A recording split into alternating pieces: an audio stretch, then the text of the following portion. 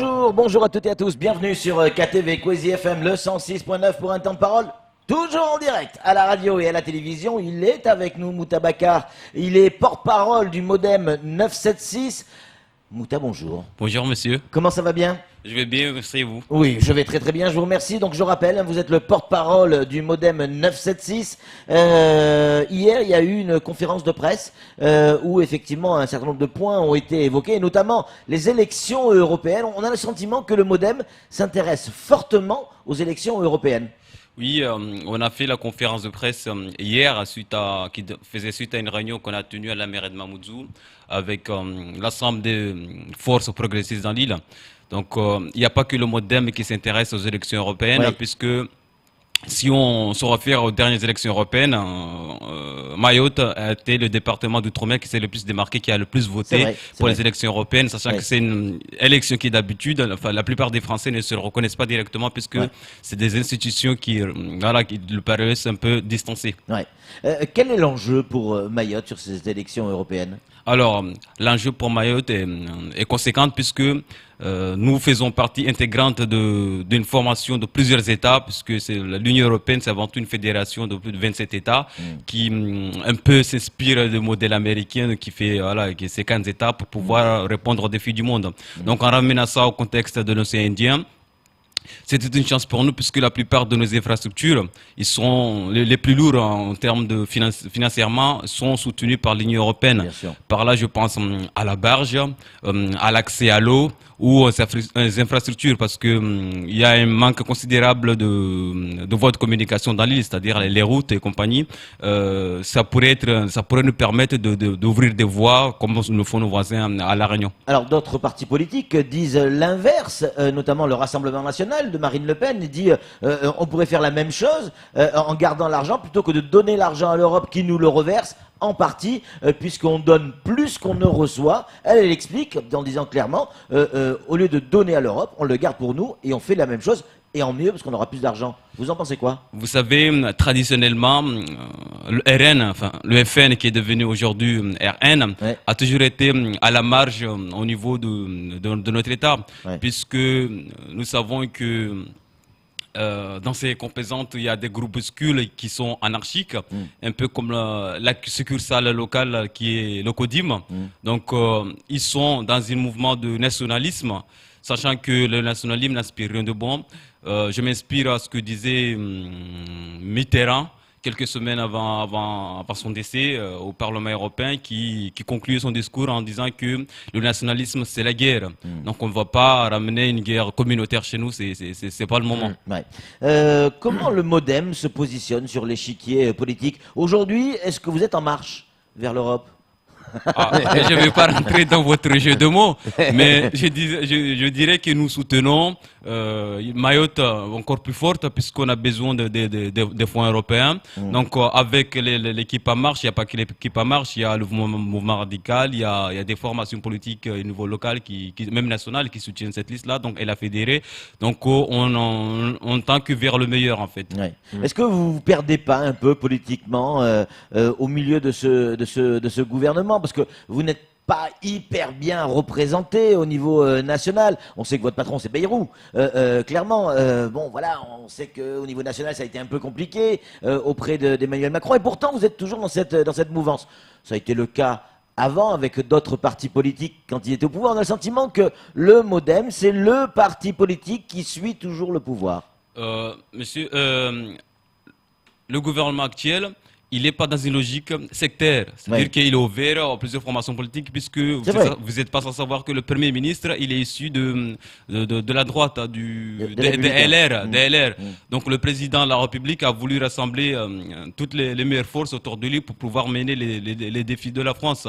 C'est ça, un bon sens d'amour envers la France, de maturité. Donc le Modem a un certain nombre de députés qui composent la majorité, mais aussi de ministres qui font partie du Conseil des ministres. Vous auriez aimé, vous, Modem 976, avoir une représentativité plus forte sur ces élections européennes, et pourquoi pas un Mahorais dans une liste européenne? Ça aurait été bien.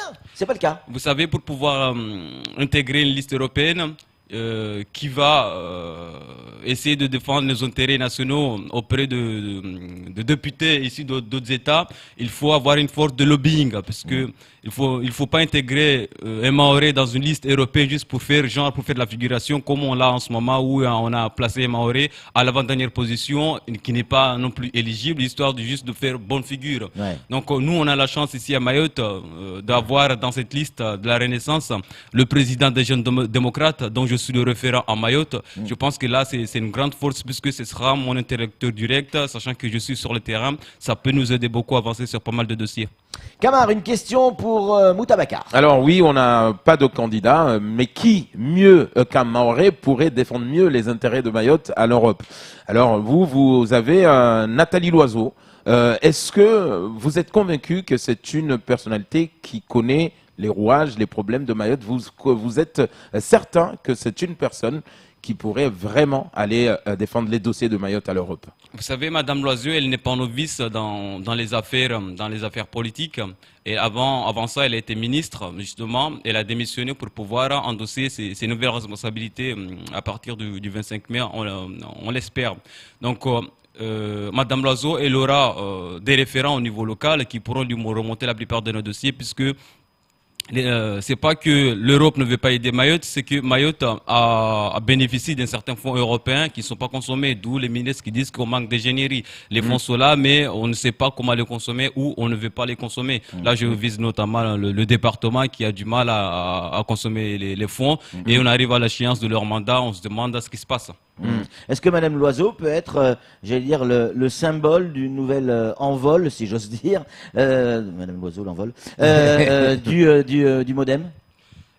Madame Loiseau, elle n'est pas là pour représenter le MoDem. Elle est là pour représenter la France, défendre les intérêts de la France en général. Sachant que nous sommes compris dans la Constitution française, faisant partie intégrante de la France. Donc, nous avons confiance notamment pour régler les problèmes qui nous concernent directement. Certains, pardon Kamar, je vous donne la parole de suite après, certains sur les réseaux sociaux nous disent à quoi servent véritablement ces élections? Est-ce qu'on doit aller voter uniquement pour l'argent, pour obtenir des subventions? Quand je dis pour l'argent, je m'entends. Vous savez, l'argent, c'est le nerf de la guerre. Oui. Donc, beaucoup de nos projets, notamment la question de la piste longue, elle dépend de l'argent pour pouvoir être lancée. Donc, si on nous promet qu'en votant la liste Renaissance, on aura la piste longue, on ira recevoir l'argent pour avoir notre piste longue. Kamar. Alors, Nathalie Loiseau, oui, je comprends en tout cas votre analyse. Marine Le Pen, elle est venue carrément. Elle est venue plusieurs fois à Mayotte. Donc aujourd'hui, on a le sentiment, en tout cas les Mahorais qu'on nous entendons, ont le sentiment que Marine Le Pen connaît mieux Mayotte aujourd'hui. Et quand on l'entend parler, par rapport à tous les problèmes de Mayotte, elle pareil, elle va aux européennes. Est-ce qu'elle n'est pas plutôt mieux, par exemple, vous, quand vous l'avez écoutée, surtout quand elle est passée chez nous, par exemple? Madame Le Pen, elle est la reine du populisme. Je pense qu'elle surfe surtout sur la vague. Mais elle est venue à la rencontre des Mahorais, alors que votre candidate n'est pas venue. Venir à Mayotte, c'est pas vraiment ça, ce n'est pas vraiment gage de bonnes intentions. Elle est venue parce qu'il y a un mouvement de contestation au niveau de la politique qui a été menée jusqu'ici. Elle en profite pour en surfer, mais elle ne connaît pas si bien les Mahorais puisqu'elle a été la première à s'indigner de l'accoutrement de Madame Ramlati lorsqu'elle s'est présentée en tant que Mahoraise au Parlement. C'est pas sérieux. Avec l'histoire du voile. Voilà, l'histoire du voile. Oh, voilà, elle a confondu voile et châle. Donc je vous contredis, elle ne connaît pas si spécialement les Mahorais. Quelle est votre vision politique de la protection de nos frontières sur le plan européen, je parle, on voit même Emmanuel Macron, votre patron, enfin le grand patron. Le patron des Français. Le grand patron dit et a dit il faut renforcer les frontières européennes, Mayotte et RUP. Il faut renforcer les frontières aussi de Mayotte. Quel est votre sentiment là-dessus? Votre vision de l'immigration? Vous savez, il y a eu une grosse vague d'immigration qui visait notamment l'Europe aux conséquences du printemps arabe à partir de 2011. Vous savez, les mouvements qui demandaient un peu plus de démocratie. Voilà. Et ce qui a fait naître pas mal de mouvements nationaux. Et l'Europe s'est dotée bien avant de mouvements de lutte contre l'immigration irrégulière qu'on appelle Frontex.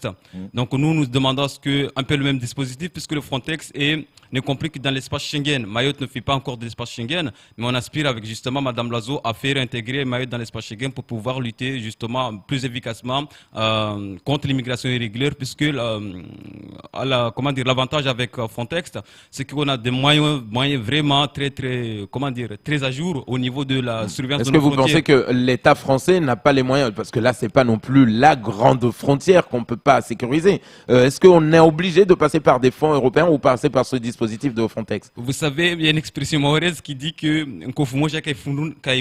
Oui. dans le sens où la France, elle va être épaulée par les 27 autres États européens dans cette lutte Ça veut contre dire que la France aujourd'hui, elle n'est pas capable d'assurer ses Non, frontières la elle-même. France, elle est capable. Attention, Oui. nous sommes pas, c'est pas comme si nous étions moulins. Il y a deux organismes qui sont à Mayotte qui luttent contre l'immigration irrégulière. Mais c'est vrai qu'il y a quelques failles. Justement, ces failles-là, on compte les régler avec l'Europe. Frontex. Voilà.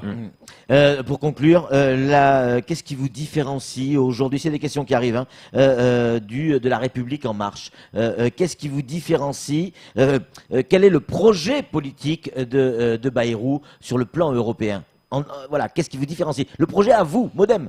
Alors, Pas forcément d'autres partis, des alliances, etc. Vos idées à vous.